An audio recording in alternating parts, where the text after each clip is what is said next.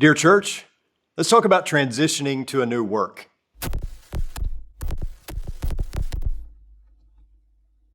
Hello and welcome to the Dear Church podcast. I'm your host, Chris McCurley. I'm always excited about our guests. I'm super excited today. I've got my friend Steve Higginbotham joining us. Steve, I would say you're an old pro at this. We've had you on a few times, but it's been a little while. So I'm glad to have It you. has, yeah. Glad to have you back. This is great. Thanks Good to for be joining here. us. Thank you. How's things in Carnes, Tennessee? Doing real well. Yeah. Work's going great. Great. And you've been there how long now? 12 years. 12 years. Yeah. And we had you on, the last time we had you on the podcast, we were talking about suffering. We're talking about struggles with health and things of that nature. And you were going through a cancer diagnosis and Yes. receiving treatment. If you don't care, give us an update on how all that's going. Yeah. Well, things are going really well. When we talked last, it was shortly after I'd been diagnosed, and I had stage 4 cancer. It was all through my body, and since then, I went to MD Anderson in Houston and was under their care. I was able to eventually take my treatments here in Knoxville. But as of last month, I had my last treatment.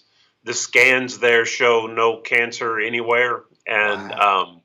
so it's been incredible. I count that to the prayers that have been offered up. There were a lot of people praying. And so other than some side issues that the treatments and the cancer has caused, I'm doing pretty well. Yeah, that's amazing. Yeah. I know uh, I don't know if I said this on the podcast before, but you had just been up here not long before that, and we had talked or something. And I was in Target with my wife, and I get this text from you, and I was just blown away. And I remember Yeah. stopping and showing my wife and us praying at that time immediately. And to go from that point to where you're at now is just that truly Yeah. is Yeah. a Well, the blessing. doctors had given me 3 months, and that was to a little over 2 years ago. So, Wow. yeah, it's pretty incredible. That is pretty incredible. And your family's doing well, I guess. I know your son is preaching now and uh, Yes. got a Yeah. grandbaby and all that. Yes. So all that's awesome. Well, I'm just glad that you took time to be with us as we're talking about transitioning to a new work. I wanted you on here because I will be transitioning to a new work very soon. And I wanted to pick your brain about it to help me, but also maybe some of the other listeners that are perhaps preachers that are transitioning to a new work, or even just in the secular world as well. I know that you were at South Green Street in Glasgow, Kentucky for what, 20 something years? Yeah. 21 years. And you left there to go to Carnes, and you've been at Carnes now how long? 12 years. 12 Yeah. years. So I want to talk a little bit about that and how you navigated that and maybe some of the particulars. So what went into the decision to leave a work after 21 years to start a new work? Yeah, well, we really loved Glasgow, and I think, we could have retired there. It was that kind of a work. And I would just offhand reject calls that I would get and ask, if you'd be interested in moving. I would just say no, thank you. And T. Pierce Brown, who used to live in Cookeville, Tennessee, called me one time and asked me the same thing. And before I even had a chance to say, well, I'm not interested, he said, I'm not asking you if you need to move. I'm asking you this question. Can God use you better someplace else? Ah, And that just kind of stuck with me. And so I began to evaluate those phone calls a little bit differently. And there's a school of preaching here, and I really like the idea of helping develop preachers, and being a part of that and the congregation here. And so, that's what at least opened my mind to the possibility. yeah. And so when you get the call from Carnes and you go through the process and now you're coming around to the idea that this could be a possibility. Yeah. So, what is going through your mind as far as I know for me, I go to Dixon right now in the transition phase, and I get really excited. And then I come home back to Abilene, I get really sad because Yeah. I focus on everything that I'm going to be leaving. I go there, I focus on everything I'm gaining. I come back here and I focus on everything that I'm leaving behind. Describe those emotions for me. I mean, you were there Yeah. 20, I've been here 14, you've been there 21. Yeah, I went through the same thing. I remember coming down here and speaking at a men's breakfast on one occasion, and just talking about, they were wanting to know about my work before, and I ended up nearly crying about leaving the work there, and they're probably thinking, well, what in the world, this guy doesn't even want to be with us, it sounds like. But Right. hey, it was just torn emotions.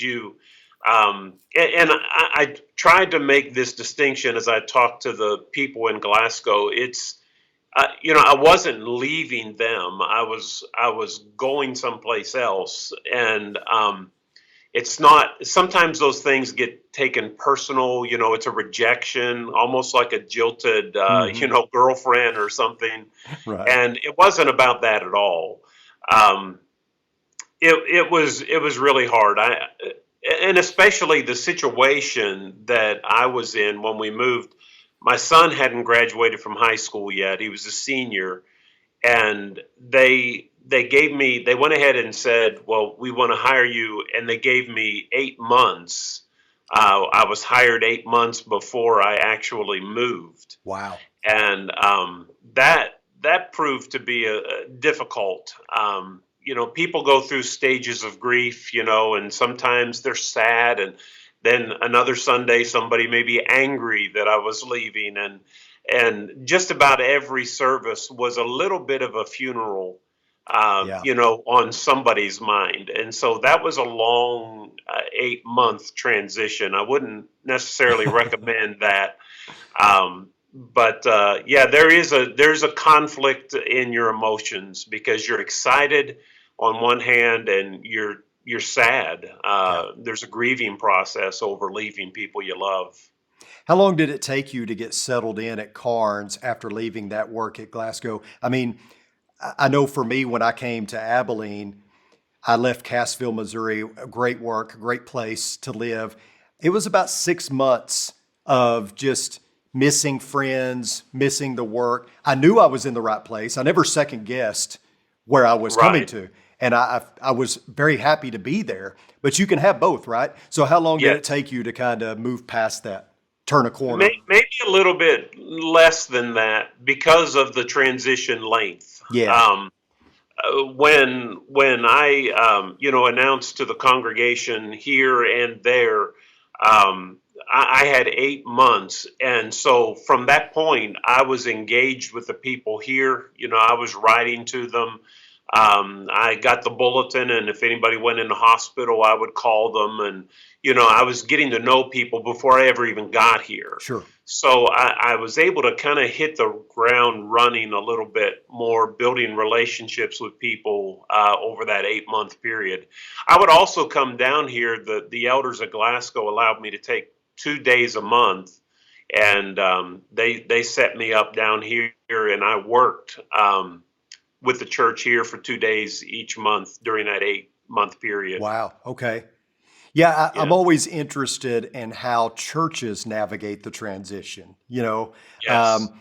When I took the job at Walnut Street, they asked me, they said, well, when can you start?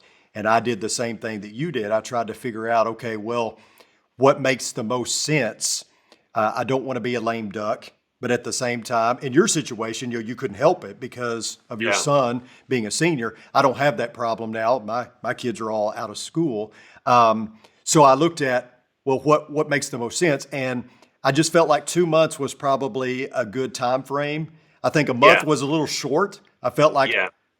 more than 2 months was a little long. I don't know if I'm right on this, but I feel like in my limited experience, churches, if they appreciate the preacher, they love the preacher, when he tells them they're leaving, there may be shock and grief for Yeah. about a month. And then when that initial shock and stuff wears off, it turns to, oh, we get to hire a preacher. Yeah. And so if you stay too long, you're there when they're interviewing the new guy and he's coming in to try out or so, whatever, and you're sitting there in the pew. That's awkward, right?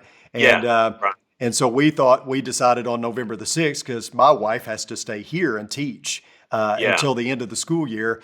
And so she said, well, if you start in November, we have Thanksgiving, then we have Christmas holiday. She gets a month off at Christmas, and then spring break, and so we have all these times that we can get together. But the church at Walnut Street said we're going to budget for her to fly up there, or you fly home 8 times during that time to be with Right. her, and we've got a house for you to live in till she gets here, and you can buy one and all that. What accommodations did Carnes do, and what did Glasgow do to work with you there besides the giving you time to Yeah. go and Well, work? they did not at Glasgow. They didn't hire a preacher, and so we didn't have that, awkward. He's preaching, I'm sitting in the Right, pews, and kind of the mixed loyalties that sometimes people feel they should have. It's not a competition, but right. that's what sometimes Sure happens. feels like it. So yeah, so they waited until I actually was gone. So they didn't have to do that, but they chose to do that. So that was helpful. Yeah, And coming down here, there was a hotel that had a suite, and I would come down here and stay 2 weeks in that suite, or 2 days a month in that suite, and come into the office, and got to know a lot of people during that time, and working with the staff here, and yeah. um, so both were very accommodative. That's good. I don't know what your situation has been. Mine has been my eldership and even the congregation, but my eldership has said, we had you for 14 years and we're appreciative of that time. And now we're going to share you with somebody else because Yeah. it is the church. Universally, it's the church. And it's like you said, it's not like you're leaving us, you're Yeah. just going to work somewhere else. And I appreciated that mentality. Right. It's, I'm a big Steelers fan. And for a Steeler to go to the Ravens, oh, that's the worst. I can't believe a person.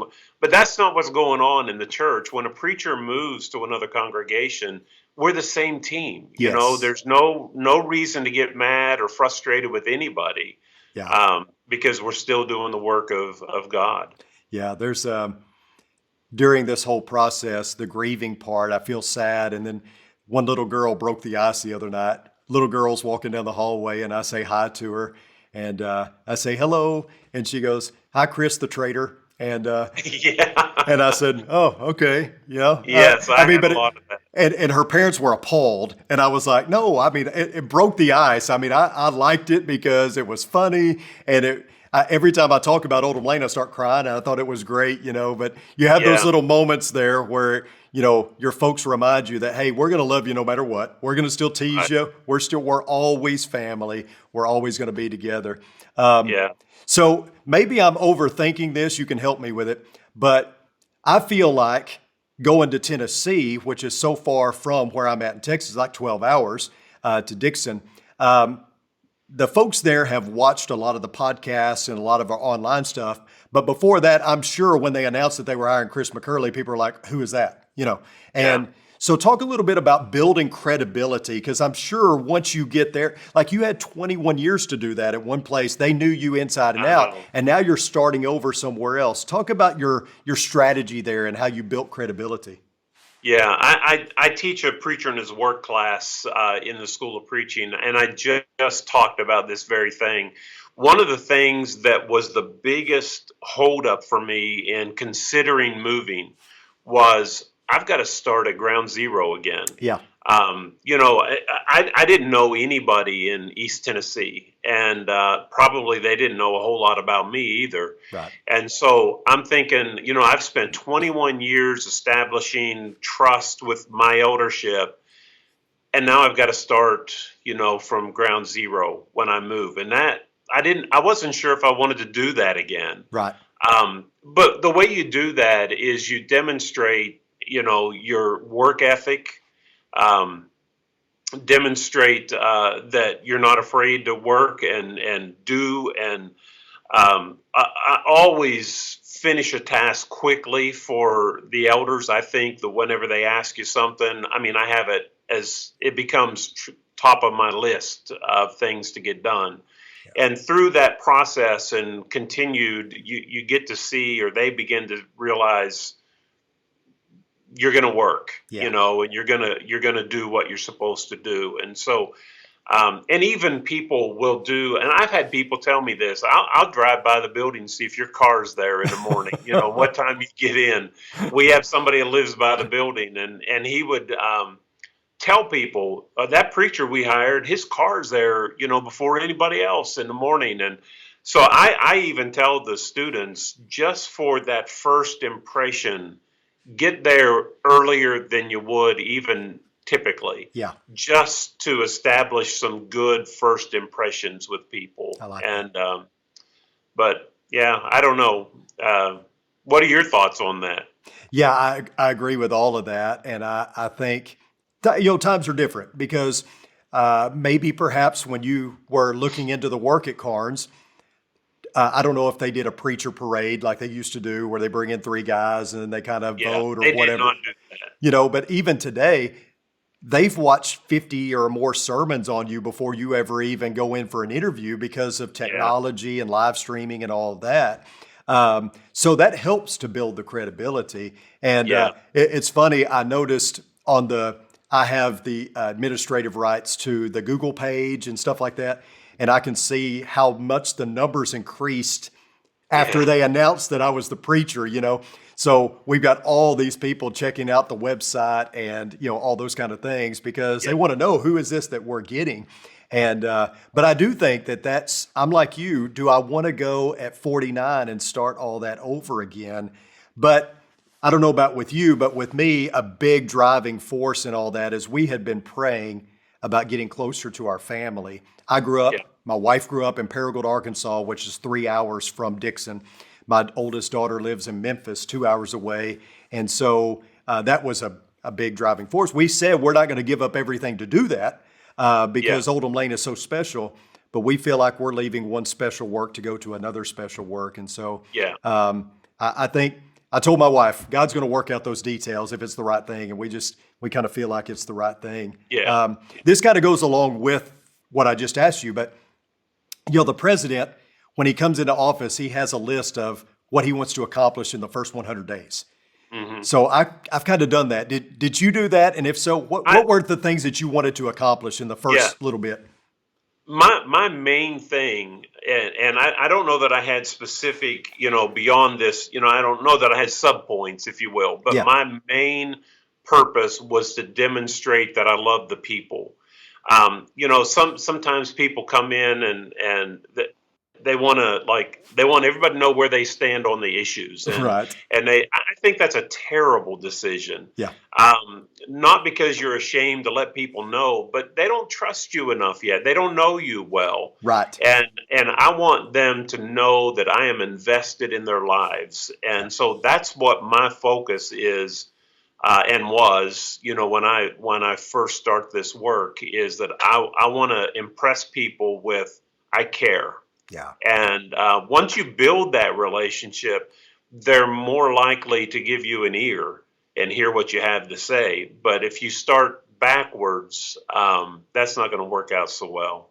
No, I totally agree. If you start with the issues, I think the credibility comes from how much you care about me, Exactly. and then what you say from the pulpit gets more Yeah. weight behind it. Yeah. You know, I've known preachers that I would say are below average speakers, but they are absolutely loved yes, by the church where they work, and it's because of their ministry yeah, to those people.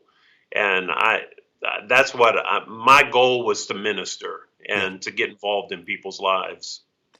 And is that so once you get past the honeymoon phase, so to speak, however long that is, 6 months to a year, what do you do to maintain that? You just keep doing what you've been doing, or I mean, what other things have you done? Because 12 years is a long time. It's not 21, Yeah. but you've been at this work for 12 years now. What have you done to maintain that? Well, I mean, I continue to do the things that I did when I moved, but it's much easier when people realize that you really care about them. They're not so quick to get frustrated with you. You Yeah, know, we're patient with the people we love. yeah, And so, any shortcoming or any, oh, I should have done this and I didn't get time, it's glossed over. It's not a big deal. Right. And so I just think that it's a reciprocal relationship that you develop with people that just kind of maintains the proper attitudes with each other. Right. What have what have been, you're going to have to think back a little bit now, but what were some of the biggest challenges when you first moved and first got there to Carnes? Yeah, names. That's one. I'm terrible with names, but I don't know of many things that are more important. Yeah. You know, Kim and I would take the directory and we would cover up the names and memorize. You know, and Mhm. we had people. You know, before we moved here, we had 8 months. So you know, but that made an impact. You know, my first Sunday here, calling people by name. Yeah. You know, they were like, how do you know? You know, and but again, it says we care, Yeah. and we cared enough to learn who you were. So that you know that was a challenge. Just navigating the terrain here, Yeah. the hospitals where people live. You know, you could drive with your eyes closed. You know, and where you were before, and this is a bigger city, number one, and just trying to navigate around was. You know that was challenging early on. Yeah. Uh, uh, Picking sermons was a challenge too. I wanted to say things that impress people with how much God loves them, how much Christianity is something to be pursued. I wanted to develop within them the desire to pursue Christ, Yeah. and so trying to get sermons that had that. It's not an obligation. It's not what we have to do to get to heaven. This is something that is a blessing, Right. and that's the gist of my early sermons when I got here. Is I wanted to impress upon them Christianity isn't a drudgery. It's something we should love. Yeah. And we had really good response when I first moved here. Yeah. Um, there were a lot of public responses. Yeah. Well, and Yeah, and that has been something that I've been a little bit excited about because, like you, I feel like getting to know the people is first and foremost, yeah, but you still have sermons to prepare. Well, I've got 14 years worth of sermons that yeah, maybe I don't feel as rushed or as locked into a deadline. Not that I preach hmm any sermon the same way every time, right, but you do feel like there's a bit of relief that I can spend some more time, maybe even more than usual, getting to know the people because I do have yeah, this arsenal of sermons. Of course, I say I have 14 years worth of sermons. If I went back and looked at them, I'd probably have three because on many of those I'd never preach again, right? You know. yeah, exactly, uh, yeah, Talk about this, Steve. So we talked about kind of your biggest challenges and things like that. Was there ever a moment in that first little while where you maybe questioned the decision yeah, or a moment where you said, oh no, this is right? Maybe you had both of yeah. those, but talk a little bit about that. Well, you know, it was like I said, it was full of mixed emotions. We were really sad when we left. Yeah. And my last sermon, I felt very emotional, you know, because it had been so long and I love those people. But no sooner than we left, I mean, it was immediate. Yeah. This was absolutely the right decision. And looking back in hindsight, you know, from a Providence standpoint, I would say it even more so. The things that we have gone through in the last 12 years, Yeah. I wouldn't want to go through them anywhere else Mhm. that I know of. Yeah. And that's not a knock against you know the people in Glasgow, but it is saying something about the people here. Absolutely. And so we were, yeah, it was hard leaving, but once we left, we were like, absolutely, this is right. Yeah. Did you have a lot of, hey, can you come back and do my funeral? Would you come Oh back and do? yes, Yeah. How did you yeah. navigate that? Well, I tried. There were some times I just had to say no, but we're about 3.5 hours in distance. So that amount of distance made some things, impossible to go back and do Yeah. with teaching in the school, being tied up 3 days and so forth. But Yeah. I tried to accommodate people that called me. But before I left, I wanted to blaze the trail for, the preacher that was coming in behind me. And I really, um, people would call, Yes. and they would, he wasn't me, and Hmm. and you get that kind of thing, and I would always try to deflect that, and I would give them a little uh, mini lecture about, their attitudes toward, Yeah. how what they should be, and so those calls quit pretty soon. Yeah. But yeah, if you have the wrong attitude, you can play to your pride, Yeah. and just feed into all that. For And sure. I would recommend a person not to do that. Yeah. Yeah. That's good advice. Tell me, Steve, before we let you go, what can a church do to make that transition easier or as easy as possible? Both Yeah, sides, the one you're yeah. leaving and the one you're going to.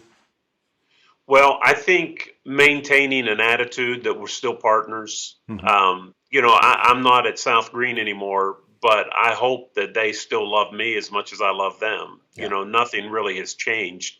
I'm just preaching somewhere else. Yeah. And just having the attitude to, make this transition smooth. This is not an exchange or, of prisoners where there's regret and but this is teamwork, Yeah. and if both churches can maintain that level of teamwork Yeah. between each other, it'll make it a whole lot easier on the man that's moving. Absolutely. Man, Steve, Yeah. thank you so much for your insight, your wisdom. I appreciate you and the work that you're doing. I want you to take a moment and plug the church there, how people can view your sermons, all that. We want to highlight the good on this podcast. So anything that you can tell us about the work there, what you're doing. Yeah, well, we're the Carnes congregation, Carnes Church of Christ, and just on the west side of Knoxville. We've got we have the School of Preaching here, the Southeast Institute of Biblical Studies. We have, that's been in existence for 51 years now. Yeah. And our website is carneschurch.org.